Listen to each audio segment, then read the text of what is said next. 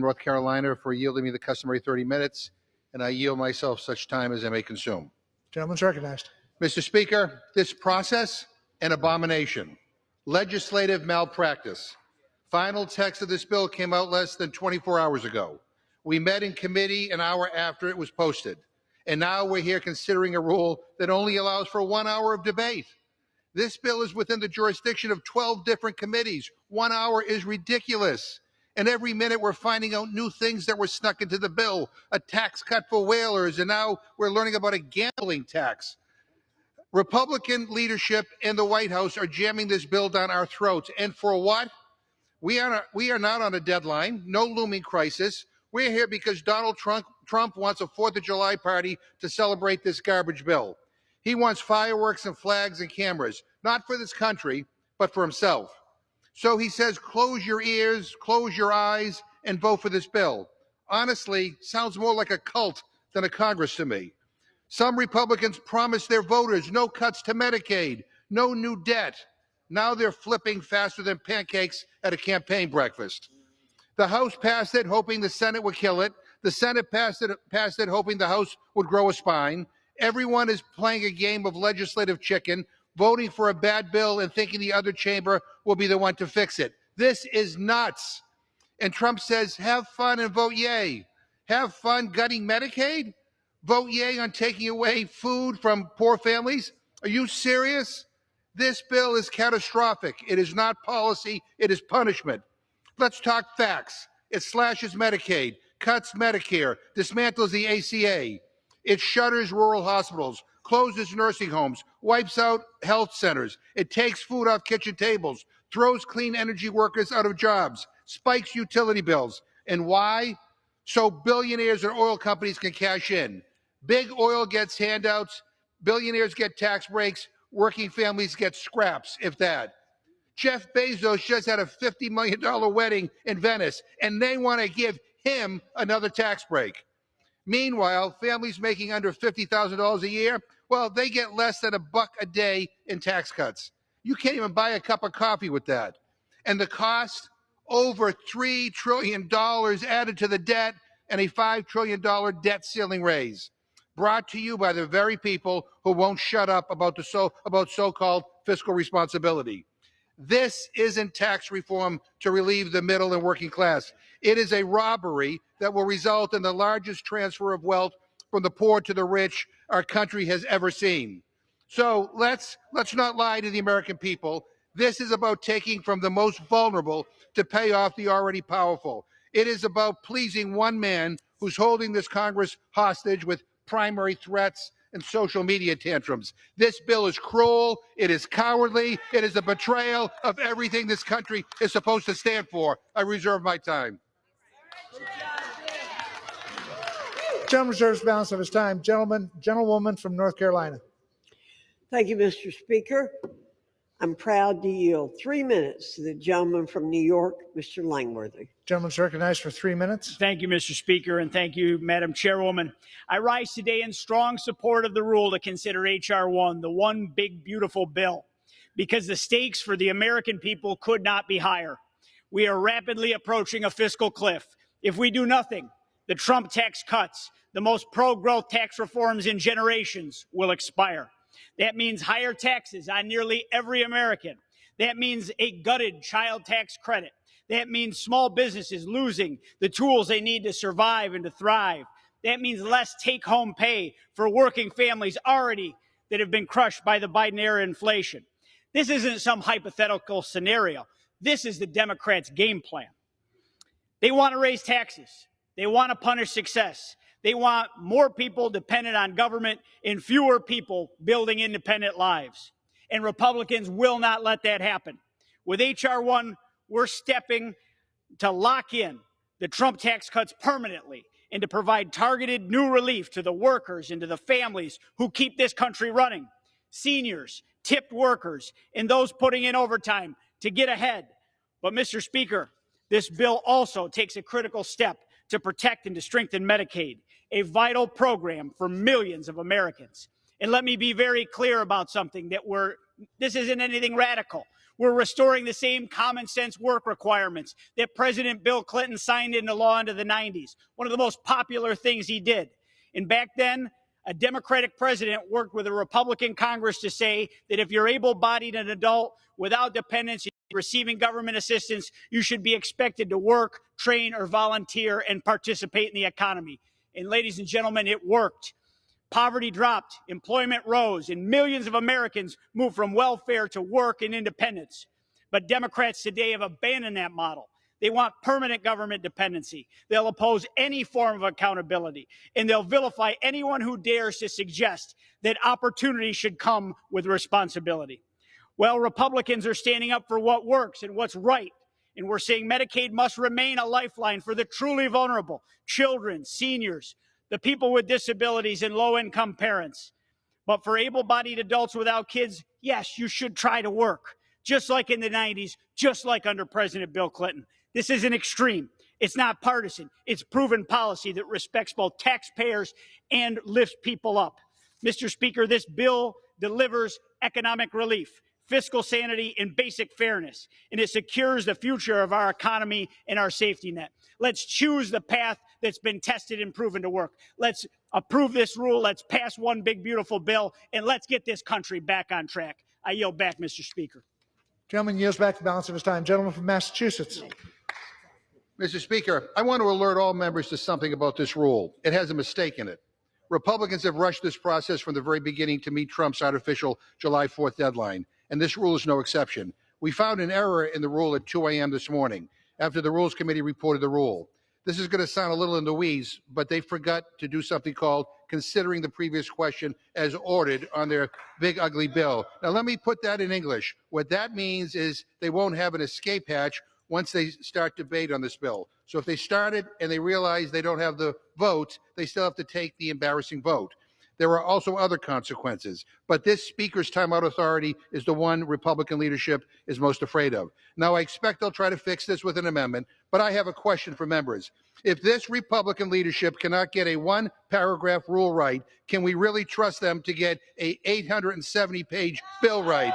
Not only are we going to find things that were snuck into this bill, we're going to find massive mistakes that have unintended consequences for people and industries across this country. This whole process has been lousy, and this rule is no exception, and I reserve.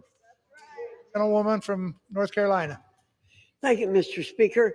I yield 2 minutes to the gentleman from Georgia, Mr. Scott. Gentleman from Georgia is recognized for 2 minutes. Thank you, Mr. Speaker. I appreciate the opportunity to address the American citizens for just a couple of minutes. I know many of you are concerned about some of the language in the bill, and I think maybe the reason you're concerned is because the people that are telling you what's in the bill never bothered to read the bill. So I thought I would just read to you the part, if you've read this, then you're lying to the general public. Exceptions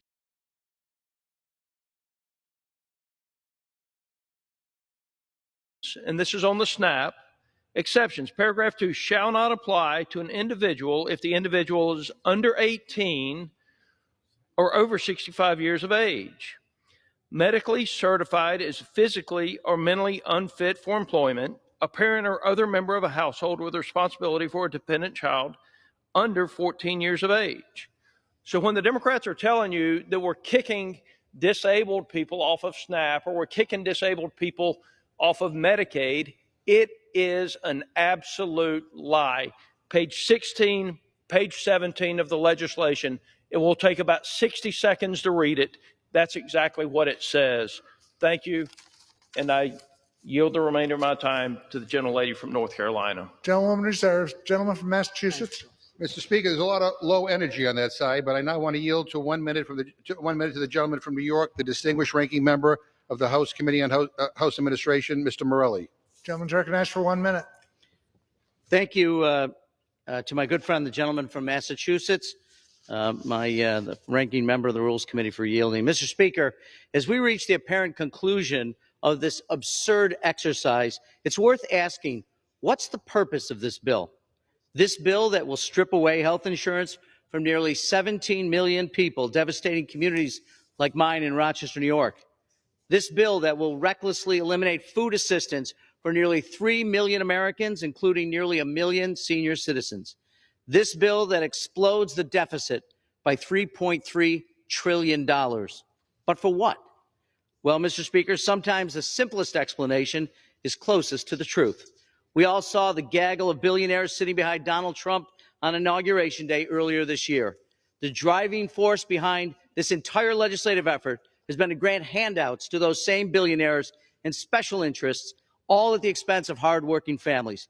Mr. Speaker, I hope my colleagues on the other side of the aisle will stop and think again before voting for the worst piece of legislation in generations. But I know one thing for certain: House Democrats will never stop fighting for American families. With that, I yield back. Gentlewoman from North Carolina. Thank you, Mr. Speaker. I yield 2 minutes to the distinguished gentleman from North Carolina, Mr. McDowell. Gentleman's recognized for 2 minutes.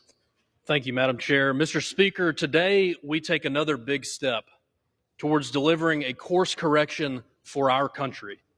The American people sent us here with a mandate to fight back and deliver on a promise. That is what the One Big Beautiful Bill is. Americans should first know what my colleagues in opposition to this legislation are voting for and what they are voting against. Not passing this bill means a $1,700 increase in taxes for the average American family of four. Mr. Speaker, that might not be a big deal to the elites in Manhattan or San Francisco, but it does mean a lot to the people of my district in North Carolina. Not passing this bill means our Border Patrol officers and our Coast Guard won't have what they need to secure the border and stop the flow of deadly fentanyl. It doesn't stop there, Mr. Speaker. Opposing this bill also means protecting waste over purpose, fraud over fairness, and foreign interests over American strength. Mr. Speaker, I want to make sure voters in my district know what passing the One Big Beautiful Bill will mean for them. It means you get to keep more of your hard-earned money. It means that small businesses can spend more money on your employees instead of sending it to Washington. This bill will make our communities safer by making a historic investment in our border security. No more dangerous, illegal aliens parading around with no consequences. Mr. Speaker, this legislation is one of the most consequential items we will vote on. It is President Trump's agenda, and it is what we all told the people back home we would do. Now, the House must get it done, and I urge all of my colleagues to vote in favor of this rule. Let's choose our country over comfort and get the big, beautiful bill to the President's desk. With that, Mr. Speaker, I yield back.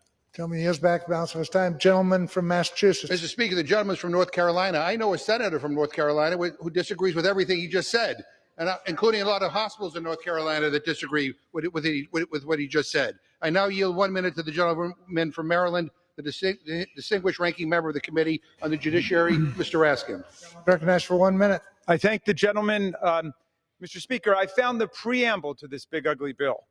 We, the billionaires, and our king, in order to deform and sicken our union, establish injustice, ensure domestic servility, weaken our people's defenses, undermine the general welfare, and reserve to ourselves and our posterity staggering debt servitude for eternity, do hereby instruct the Republicans in Congress to strip 17 million people of their health care, increase co-pays, deductibles, and premiums for everyone else, cut 42 million people off of nutritional assistance, increase the national debt by $4 trillion, trash renewable energy systems, increase our electric bills for the carbon kings, all to weaken and destroy the Constitution of the people of these United States of America.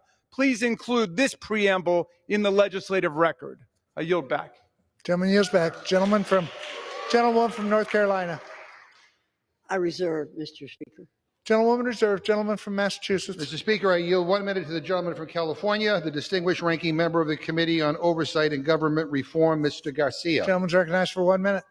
Thank you, Mr. Speaker. Now, my Democratic colleagues and I believe in a country where we take care of our fellow Americans and the wealthiest pay their fair share.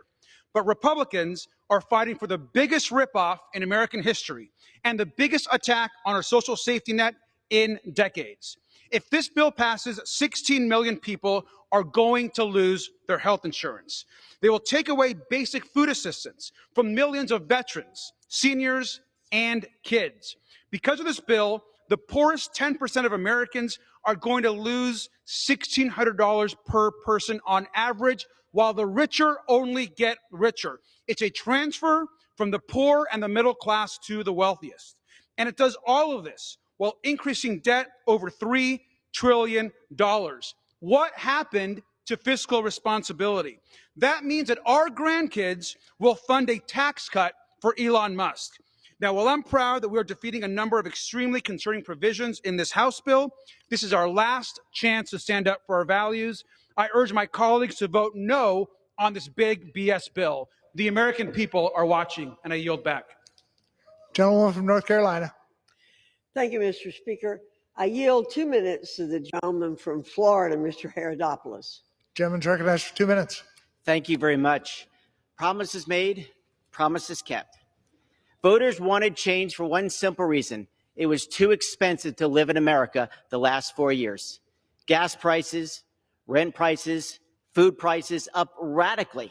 So this bill is designed to help those very people hurt the last 4 years. People who earned tips, who earned overtime, people who earned Social Security get the big tax cut.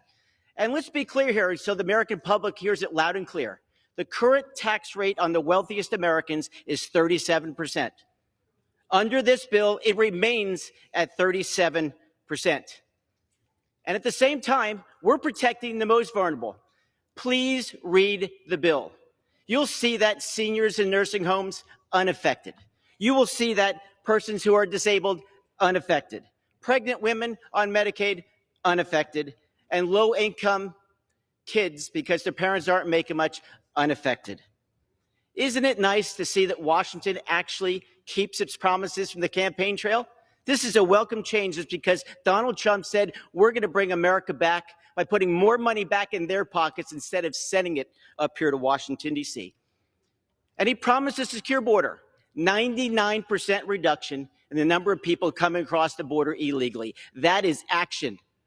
And what are we putting in this bill? The money needed to make sure it stays that way. I'm proud to support this bill because I went to Washington for one reason: make promises, keep promises, and prove that the Republicans can lead and are willing to make sure that the great American comeback continues. And with that, I yield back. Gentleman yields back the balance of his time.